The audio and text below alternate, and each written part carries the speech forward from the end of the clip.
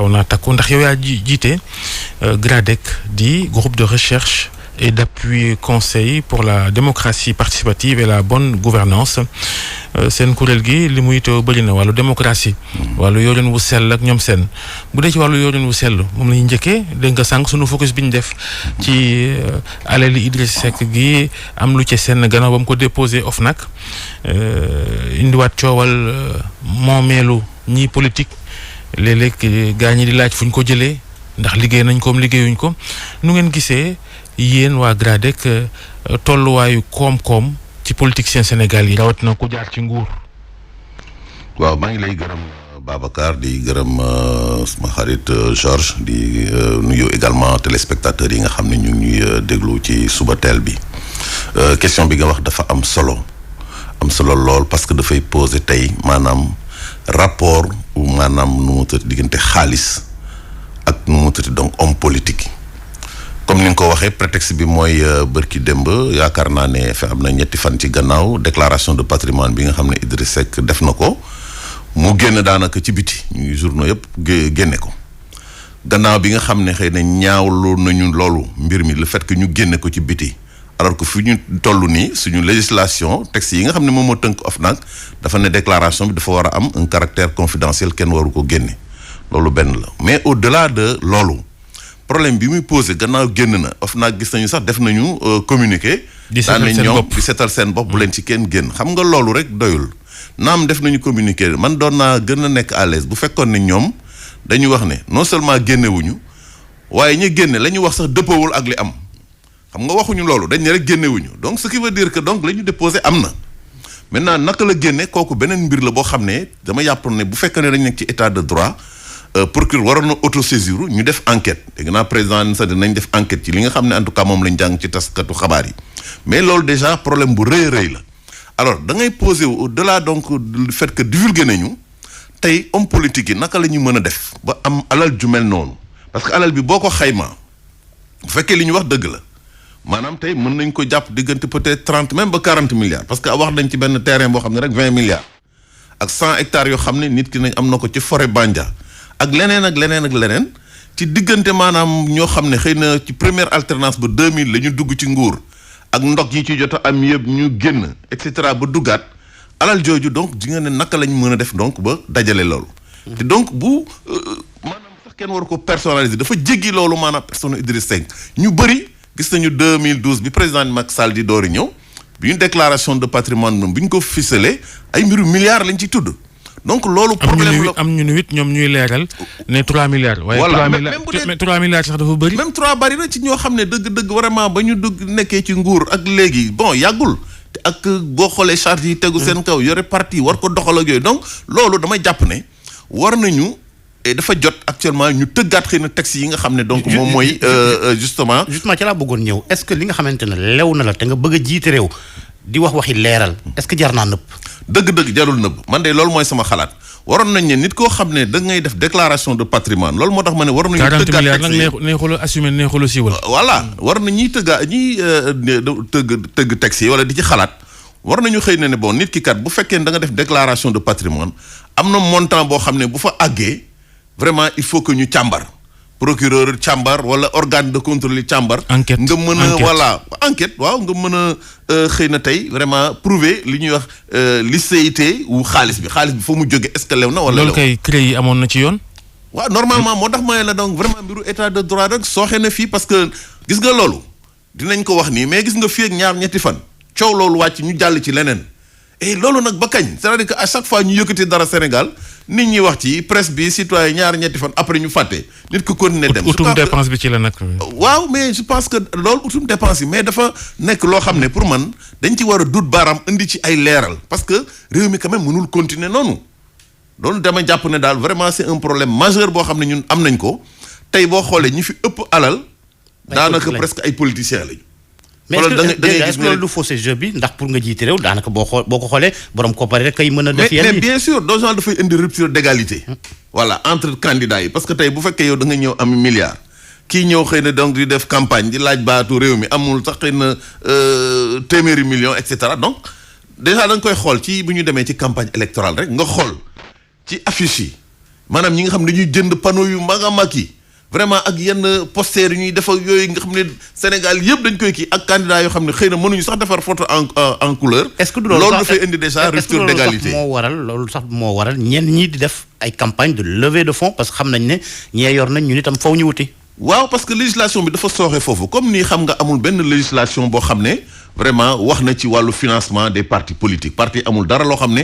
non seulement lañ leen ko jàppale ci seen financement mais même waxu campagne te alors que boo xoolee réew Afrique yu bëri dañu légiférer ci question boobu ci wàllu campagne nit ñi dafa am ndàmpaay boo xam ne dinañ leen ko jox dimbali leen ko par rapport ak seen niveau de représentativité ni ñu toll ak ñoo xam ne même bu fekkee ne xëy na nekkuñu ci assemblée moo dinañ leen jox li ñuy wax donc dañuy jox mbiri waaye ñëpp duñu tolloo mais au moins dinañ la mën a jàppale mais bu loolu amul fi mu ne nii depuis ñaata at ñu ngi koy wax depuis jamono Abdou Diouf ñu ngi wax financement des partis te loolu amul parce que volonté politique amu ci parce que ñi nga xam ne ñooy jiite mais bëgguñu ñi nga xam ne donc dañuy xëccu nguur gi am moyen pour mën a kii parce que xaalis dafa am solo ci politique waaye nag fii dayoo bi ñu ko jox nit ki mu jaral ko nekk mu ànd ak ay lobby pour am xaalis wala muy mën a def vraiment naka sudul noonu parce que bu ñu daan def enquête dinañu gis ne vraiment fortune yu bëri jaarul yoon loolu nag ça pose un problème vraiment ci wàllu transparence ci wàllu nu mu tuddee démocratie ci wàllu éthique même ak morale. est-ce que lii du gën a firndeel lii waa Transparency International génne fan yee waneeti ne Sénégal ci wàllu ger ba léegi mi ngi ci guddi gu bët setagul ci jël ndaare ci wàllu tolluwaayu ger corruption ci àddina. mais loolu dëgg la Babacar loolu dëgg la parce que xam nga li ñuy wax dañuy wax li ñuy wax ni indice de perception maanaam nit ñi ni ñu gisee parce que même bu fekkee ne nit ñi dañ ne par exemple nit ki kat am na nangam wala nit ki am na nangami suuf nangami kër gannaaw amul enquête rek nit ki déjà kenn mënu ko tere mu xalaat ne nit ki fan la jëlee loolu ñuy xam nga donc indice de perception parce que nit ki loo xam ne leerul ci moom mais dina ci xalaat dina ci njort et cetera mais xoolal tey boo duggee ci yenn quartier résidentiel yi fii dugal fii Point E dugal Almadies et cetera nga gis tay xeetu maanaam tabax yi ñuy tabax ni mu bakkane ak yu demee noonu yenn saa yi boo demee ba ci biir sax ne la kii homme politique bi moo ko moom wala ancien ministre yi wala nangam ak nangam mais loolu je pense que réew mi bu ñu ko bëggee vraiment liggéey il faut que wàll boobu ñu gën ci mën a taxaw parce que président Macky Sall ba ñu ko falee ba mu ñëwee dafa insister gestion sobre et vertueuse ak nu ñu koy reddition des comptes ak yooyu. est-ce qu'il était bien placé pour wax loolu. moom mu indaale alal ju toll ci 7 milliards ci nguur. justement mais bu dul loolu sax mais dañu gis maanaam ci wàllu doxalin ak yorin vraiment mbir mi demewul noonu tey gis nañ ne tey la waalo gën a aay chaque jour nga dégg vraiment ñu wax fi ay nit ñoo xam ne ñu ngi yore ay milliards mënuñu wax fu ñu ko jëlee et cetera chaque jour nga gis ay scandale financier mosuñoo gis kenn ku bokk APR nga solal ko ci wàllu yoon mais loolu mooy problème bi maanaam mbir mi daal bu amee yéen taskatu xabaar yi di ngeen ko yëkkati ñu wax ci ñun société civile ñu génne communiqué wax mais bu demee ba ñetti fan wax ja fayaat ñu fàtte ñu jàll ci leneen mais loolu nag il faut ñu taxaw suñu corps de contrôle yi ñu am jéem a xool naka lañ leen di mën a dooleele par exemple boo jëlee OFNAC xam nga OFNAC li ñuy wax autorité administrative indépendante la amul pouvoir de sanction day def enquête duut baaraam ci mbir daal di jël dossier bi jébbal procureur bu yàggul gis nga fi présidente bi daal ne way jébbal nañu def naa lu man ñaar fukki dossier xaw ma ak juróom-ñaar procureur moom mais gis nañ ne dara du ci xew bu fekkee ne yow maanaam yow ak ñiy jiite réew mi yéen a bokk boor bi ngeen di xool dara du ci kii bu fekkee ne xëy na bokku leen boor bi ngeen di xool dërëm sax bu ñu la ko tuumaalee ñu yóbbu la ci ndungu seen xam nga loolu déjà dafay indi loo xam ne ñàkk yamale la donc corps de contrôle yi war nañ leen dooleel seeni rapport ñu koy génne à temps gis nga bu yàggul Cour des comptes toog nañ fi ñaata at ñett ba ñeent génnewuñu rapport ba ñu génnee boole ñetti ki génne ko def naa ne 2019 ak 2020 génnul IGE day génne rapport et cetera mais finalement du am benn suite alors donc je pense il est bon tey fi mu ne lu ci mel ni OFNAC ñu évaluer ko après 2014 lañ ko sancoon ñu ngi ci 2021 7 ans après ñu xool la ca sooxe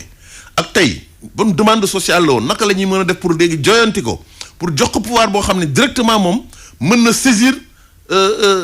tribunaux yi yóbbu nit bu ko defee yow bu ñu la tuumaalee. xam nga ni politiciens yi duñ def loolu de. waaw mais normalement moo tax gis nga dañu war a tey xool ni ñuy def politique anam yi ñu koy defee ñu tëggaat ko mais loolu nag dafa laaj ay changement de comportement dafa laaj tey éducation parce que tey nit ñi dañuy dugg ci politique vraiment pour am alal bu njëkk ba nit ñi dañ ci daan dugg am idéal am lu ñu gëm mais léegi nit ñi dañ ciy dugg pour am alal te loolu nag vraiment mënul ko ne moo tax boo gisee parti yi di bari tey ñu ne ñu ngi ci 200 ak lu topp parti mais loolu la parce que problème bi yëpp c'est l'accès aux ressources. mais naa fexe ba jot ci yëf yi wala ma ànd ak ki nga xam ne moom moo nekk ci nguur vraiment mën a jël sama wàll ci nag yi loolu nag réew mi mënut a continuer noonu. OFNAC Cour des comptes IGE yooyu yëpp a ngi fi ñu bëgg a yokkaat parquet financier est-ce que dana am la mu ca indi comme saafara wala ce sera benn organe de plus. man jàpp na ne organe de plus rek lay doon parce que gis nga mën nañu xëy na fusionner corps yooyu yëpp vraiment Cour des comptes ak OFNAC ak yooyu yëpp ku ci ne ñu assigner leen vraiment ay mission donc yu bees parce que gis nga ci wàllu texte Sénégal def naa ne vraiment ñoo ci raw texte yi moom boo ko liiree vraiment da nga naan gongo franchement on a de jolis textes de bons textes mais lii problème bi mooy la ca texte yi duñ ko doxal wala bu maanaam wala dañuy wut sax ba am ay stratégie de contournement léegi bu ñu am waxee defee ay texte yi ne lii la ñu wax maintenant ca nit ña ñuy tànn ñi nga xam ne ñoo koy jiite foofu la gars yi di defee li ñuy wax wër ndomb stratégie de contournement dañu fay teg ay nit yoo xam ne daanaka presque boo xoolee ay nitu nguur gi lañu donc de sorte que pouvoir yooyu dañuy neex ñu domestiquer leen ba nga xam ne tey fu ñu leen xooloo fan la ñuy xool wala lu ñu bëgg a def dinañ ko def vraiment te dara du leen ci fekk loolu nag jàpp naa ne vraiment war nañ ko seetaat donc ci wàllu boobu daal damay wax ne est-ce que jarul waat sax tey ñu def assise nationale comme nañ ko defee woon ca defe naa ne avant 2012 jamono parce que saafara yi jàngoro yi bari na de lii lépp kenn mënul continuer di ko xool il faut que ñu xool institutions yi naka lañ koy tëggaate naka lañ leen di renforcer naka lañ leen di jox doole ñu nekk ay autorités yoo xam ne vraiment dañuy am indépendance bu mat sëkk boo xam ne dinañu am sañ-sañ buñ la ne yow Georges kat lii yaa ko def boo ñëwee boo mënul joxe ay explication yu leer yu doy vraiment ñu nëbbu la jant bi. est-ce que askan wi war a xeex loolu itam du ñoom ñooy randalkat yi ndax bu nit yoree nguur rek askan wi itam topp ko lu ne ñu laaj ko lu ne ñu bëgg mu saafaral leen ko nit ñi tamit dañoo sonal politiciens yi est-ce que du nekkul ñoo leen di pousse ñu sàcc. loolu moo tax xam nga wax naa ne il faut que tey ñu dëkkaat mentalité yi parce que dañu am li ñuy wax naan le rapport nu mu tëtti donc des Sénégalais à l'argent tey yow bu ñu la falee rek. nga ñëw nekk ministre wala nga benn ndomb tànk rek. parce que politiciens yi duñ ay extraterrestres ci askan wi lañ jógee. voilà moo tax may la saa li ñuy def vraiment loolu yëpp mooy taar yi nga xam ne tey moom moo nekk ci société sénégalaise bi moom mooy nekk ci parti politique yi moo nekk ci daayira yi moo nekk même ci organisation société civile mooy le plus souvent manque de transparence wala boo yoree ndomb tànk nit ñi li ñuy njëkk lii de vraiment donc gërëme ko sa ndey ak li sa ndigg yu ndey la ak sa ndigg bàyyi la ñu commencé la tagg. bu ko defee nga commencé nu mu tëti donc di génne di joxe am nit ñoo xam ne donc dañ lay topp mais bis boo ñàkkee sa teranga boobu nga am wala position boobu nga am mais dootoo gisati kenn loolu nag yaakaar naa ne dafa laaj vraiment tey ñu jéem a yaraat nit ñi te loolu ñu jéem a tëggaat vraiment ni ñuy xalaatee politique ak suñu doxalin de façon générale. lan mooy seen responsabilité yéen waa société civile googu ndax yéen dañ leen di dégg rek est-ce que da ngeen dem ci biir askan wi ngir tëggaat mentalité yooyu. waaw loolu vraiment ci côté boobu liggéey société civile dafa des lu bari parce que nee naa la gis nga loolu am taar yooyu am ñu koy reprocher parti politique yi daayira yi association yi tam mi ngi ci biir société civile bu ñu nëbbante tey société civile nekkul benn dànk tey ay kuréel yu bari la ku nekk léegi da ngay woowe sa bopp société civile ñun ñëpp bu ñu xëyee tamit société civile la ñuy def mooy wuti xaalis fan la projet nekk wala fan la financement nekk ñu dem jëli ko waaye liggéey ba ñu war a def c'est-à-dire que tey pour participer à l'éveil des consciences former li ñuy wax une opinion publique donc vraiment forte vraiment pour man dama wax ne des na xëy na am na lu ñu ciy def am na ci ñoo xam ne ñu ngi ciy def ay jéego mais dafa des lu bari loolu nag il faut que pour man ñuy def assise société civile Sénégal kan mooy société civile lan mooy société civile ana lu ñu war a def ak lu ñu warul def loolu yëpp problème la yoo xam ne nii yu ñu war a réfléchir la pour que vraiment li nga xam ne mooy suñu maanaam wàll ci mbay mi ñu mën ko def vraiment parce que société civile dafa am solo ci réew mais nag nii nga xam ne moom lañ koy vraiment doxalee Sénégal problème la daal des na lu bëree bëri. ñu dugg ci wàllu démocratie nag ak élection rawatina yi ñuy séntu élection falu maire yeeg njiital département yi gis nañ ni fichier bi opposition bi daa bëgg ñu càmbar ko mooy boyet ba nga xam ni turu ñi war a wote fa la nekk seen xel da caay tey ñu war nañ ko saytuwaat am na borom xam-xam yu jóge bitim réew yu war a ñëw saytu ko yegg si nañ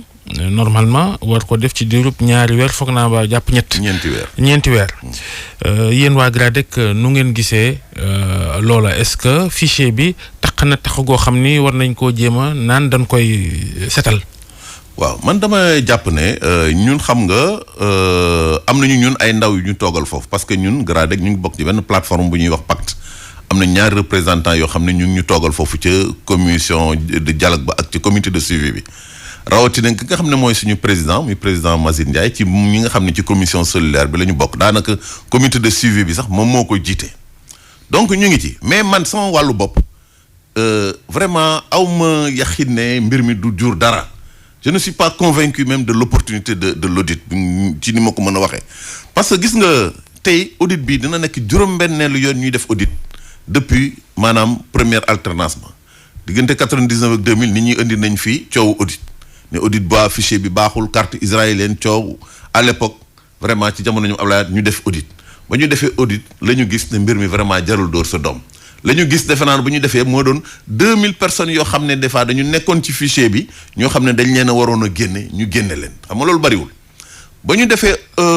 refonte totale fichier yi maanaam ñu annuler liste yi defaat refonte totale indi carte numérisée yi ci jamono Ablaye def naa 2004 2005 bañ ca jógee def nañu benn audit 2006 bala ñuy dem élection ba ñu defee audit ba vraiment gis nañ ne aussi dara tukkeewu ci 2009 waa CPC def audit génnewuñu résultats yi ba léegi 2012 2010 2011 ñu def audit man ca laa bokkoon ñu def li ñuy wax comité de veille ñu def ñaari at ñu génne 108 recommandations waaye la ñu waxoon mooy fichier bi baax na waaye xëy na am na ay jubbanti yu ndaw yu ñu ci mën a def ñu jóge ca 2016 ba ñu defee refonte partielle bi ñu defaat audit en 2018 résultats yi ñu ne waaw 98% baax na de fiabilité ñu ngi demaat ci benn mooy juróom-benn audit mais audit yu ci nekk lu ñuy wax rek mooy fichier bi daal baax na mën nañoo dem élection ak fichier bi daanaka rëq-rëq yu ndaw moo ci nekk donc est-ce que léegi problème bi vraiment fichier bi la man je pense que coow fichier war nañ ko mën a dépasser te li may wax tey perspective bi ñu war a tey jublu mooy ñu fexe ba delluwaat pour man ci ancien système bi daal sama xalaat la maanaam taxaliwaat carte d'identité yi wut carte électeur à part carte d'identité à part fichier bi ñu jël ko ñu confier ko ab autorité indépendante dama ne ci mel ni Sénat ils sont outillés am nañu service informatique mën nañ leen confier gestion fichier électoral wala lu ci mel ni agence nationale de la statistique parce que problème bi yëpp problème mu confiance la tant que fichier bi maanaam ministère de l'intérieur moo ko yore ministère de l'intérieur même bu fekkee techniciens yi fa nekk ay jàmbur lañu républicain lañ dañu am kilifa ci wàllu politique du dëgg donc tant que problème boobu mi ngi am il faut toujours ay suspicion am te gis nga fichier dafay dund tey fichier mën nga ko def nii ñu jógee ci audit bi ñu ne fichier bi baax na mën nañ dem élection ba ñu demee bay élection googu ci wàllu boppam sax bokkoon nga ci ñi nga xamante ne vous étiez convaincu que comme ñii dañoo laaj du am est-ce que tey jii nii élection mën na am 2021 d'autant que